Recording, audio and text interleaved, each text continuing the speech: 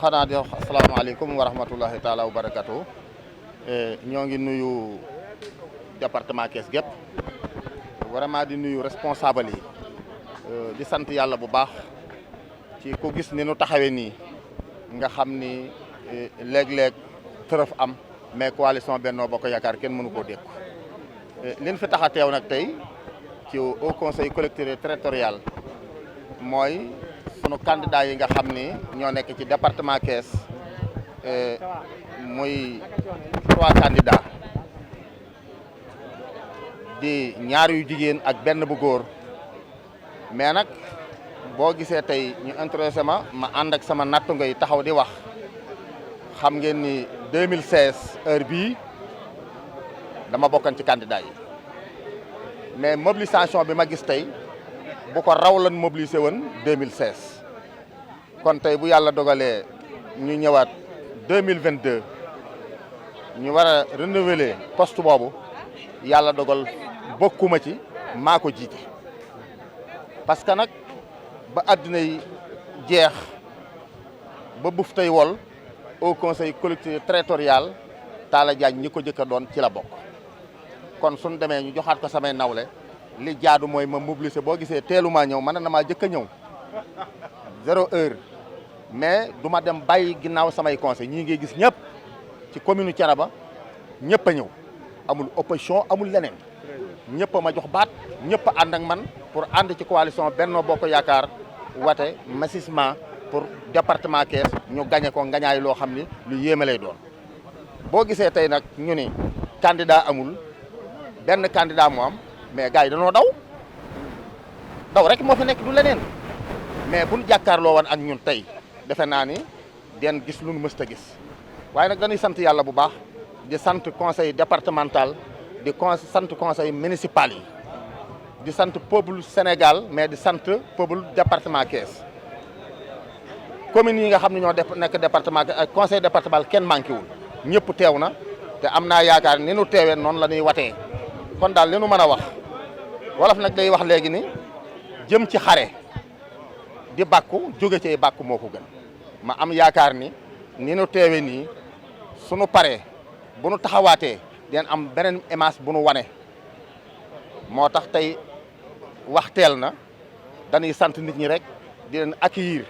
di ñaan yàlla defal ñu ndam loo xam ni mosuñu ko am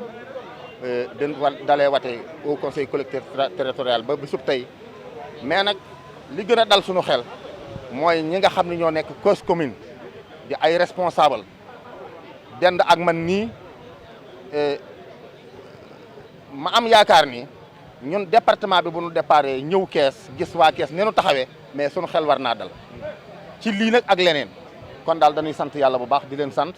di ñaan yàlla rek yàlla defal ñu ndam suñu paree nag di am lu nu denc loo xam di leen ko ci dolliwaat bu boobaa ñëpp dina ko xam. jërëjëf sallallahu alayhi wa sallam di sant sunu nattangoo maire yeeg ak conseil municipaux yëpp di rafetlu vraiment mobilisation bi ñëpp def pour ñëw vraiment wan président encore jëmmal président ni ko wax dëgg yàlla ñu ngi ci ginnaawam ba tey gën fas yéene ko ne di ko accompagner di ko gunge loolu wax dëgg yàlla dañuy rafetlu mobilisation bi nga xam aussi moom la commune yëpp àndandoo def. waaw élection bi comme yàlla dogal na ñu ngi ci dugg bi xam yàlla na ci gën a xam di rabbil alamin opposition yi boycott ne waaye xanaa boycott bi feeñu ndax ku ñëw tey conseil départemental xam ne nit ñi ñu génn nañu jëmal président ni que majorité bi mu yoroon au niveau des communes ba tey mi ngi ak moom ndax yaakaar naa ñëpp ñëw nañu génn nañu ñëw ànd voté si parce que loolu président de la république mais aussi même ñoom bu ñu boycott aussi am na seen i conseils yoo xam ne nii def nañ le déplacement pour ñëw wane ni président ni que lii nga teg muy au conseil des collectivités territoriales lu am solo la ci dispositif bi nga xam ne aussi mooy des actes de la décentralisation te loolu yaakaar ay conseils de l'opposition aussi ñëw nañu firndeel loolu jëmmal loolu te loolu aussi dañ koy rafetlu bu baax a baax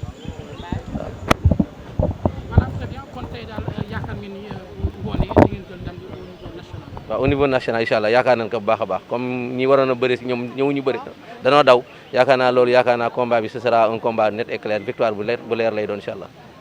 waaw yëg-yëg sant yàlla rek di ñaan yàlla li yàlla na sax ndax yaakaar naa cohésion bi rek moo nu mën a dimbali te aussi gis na responsable yëpp yi nekk biir Thiès ñoom ñëpp génn mobiliser wu ànd ak seen nit pour ñëw vraiment jàppale président de la république parce que jàppale président de la mooy ñëw voté defal ko li mu bëgg te yaakaar naa tey responsable yëpp ñëw nañu maire yëpp ñëw nañu ñëpp génn nañu responsable yi nekk biir Thiès aussi wax dëgg yàlla ñu ngi rafet seen taxawaay di leen sant di gërëm ñëpp wax dëgg yàlla yal na yàlla defal ñu jàmm ba lii aussi mu jeex ak jàmm aussi yàlla ba yàlla defal ñu ci ndam liñ ci yaakaar di sant yàlla bu baax a baax moom mi ñu mayaat ñu fekkewaat élection yi ginnaaw bi ñu ko fekkee en 2016 yàlla dogal aussi ñu bokkoon ci candidat yi tey yàlla dogal ñeneen nekk fi ñun itam ñu war a ñëw en tant que militant en tant que apériste mais en tant que militant de Benno Bokk Yaakaar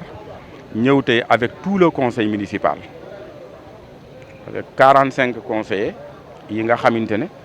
ñu ngi ci commune bi ñoom ñëpp ñoo ànd tey ñu ñëw pour voter suñu liste bi parce que damay wax toujours ne ñun yorewuñu personne mais liste lañu yore liste boo xam ne suñu président coalition président de la république Macky Sall moo ko tànnal boppam donc dañu jàpp ne liste boobu ñun ñëpp ñu ngi ci biir lii suñu devoir mooy taxaw ànd ak suñu conseillers yi ñu ñëw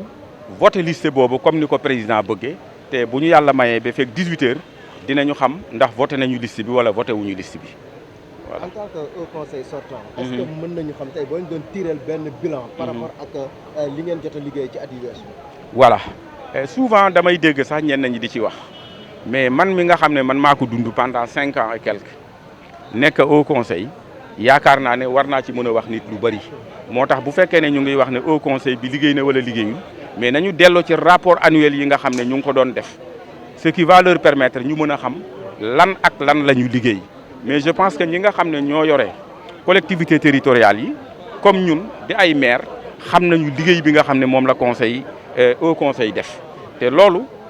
kenn mënu ko nattable parce que dañ ko dund nekk ci biir nekk ci membre mais nekk aussi yore collectivité territoriale nekk en tant que maire donc tey gis nañu apport bi nga xamante ne moom la ñu au conseil bi indil par rapport ak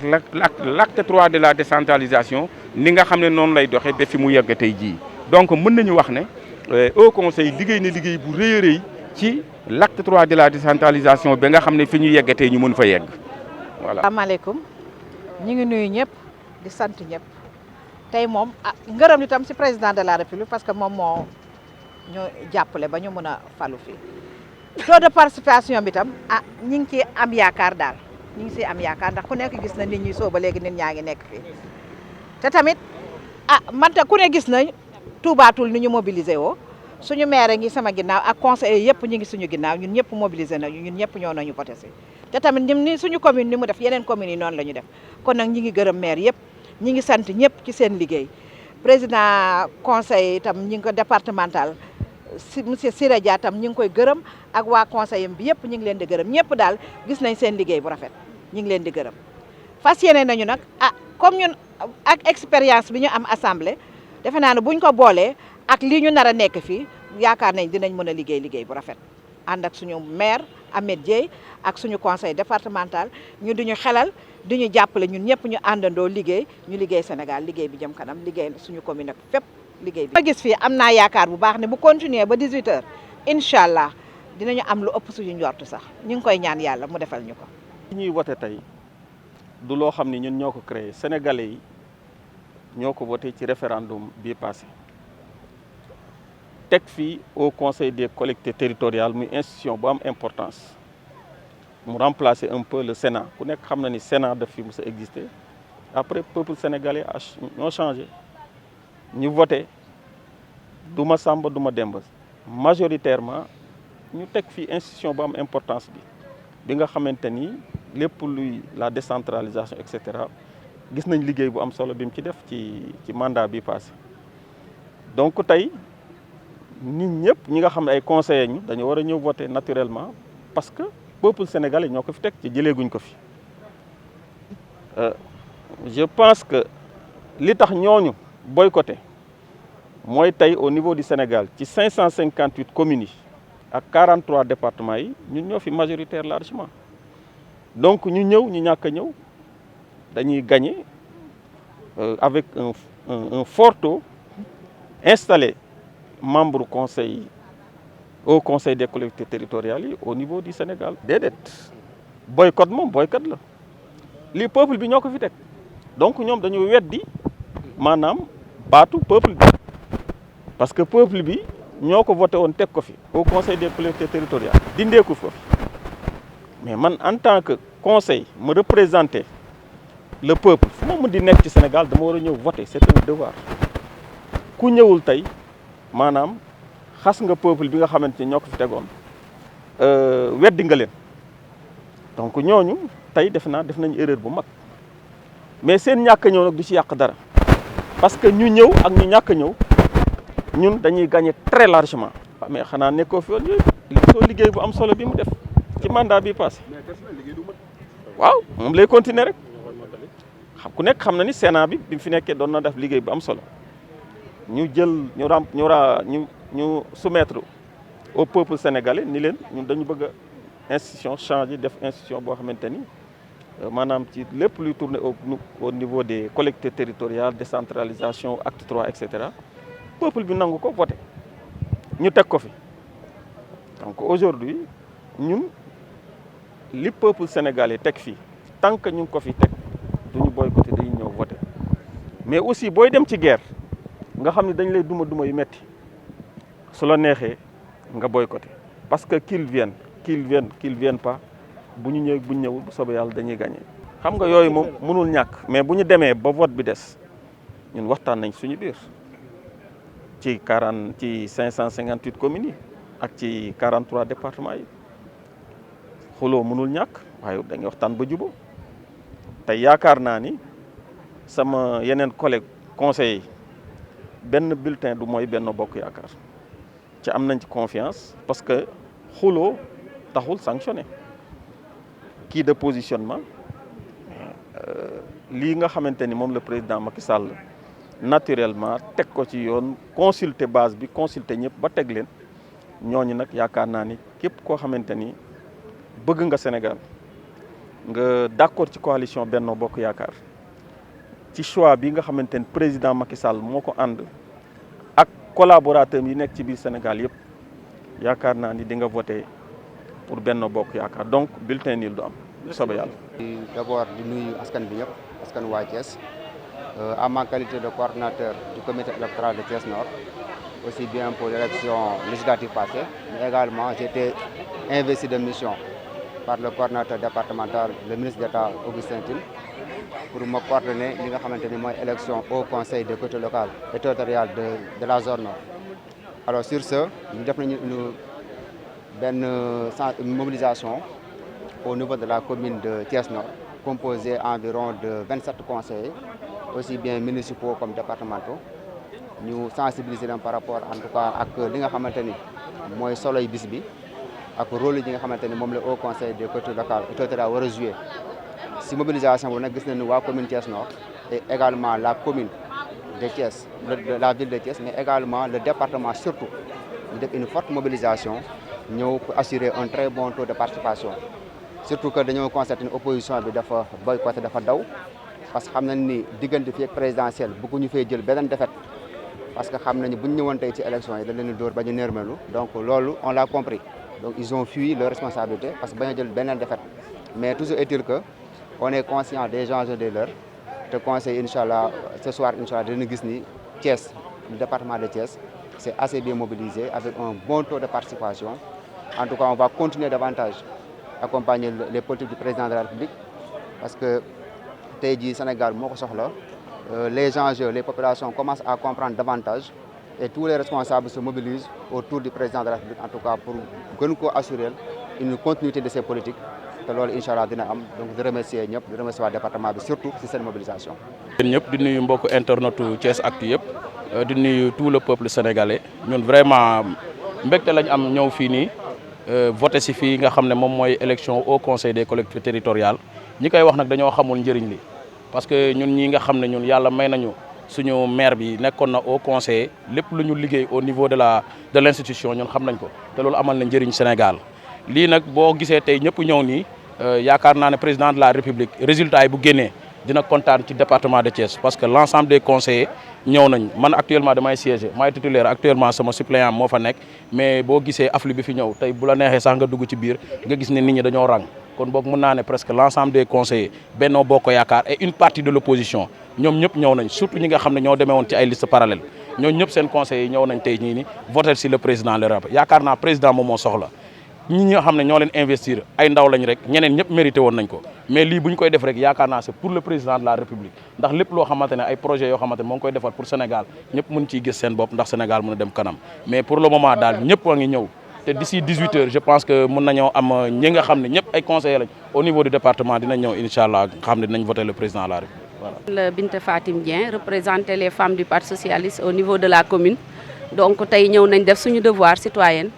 def aussi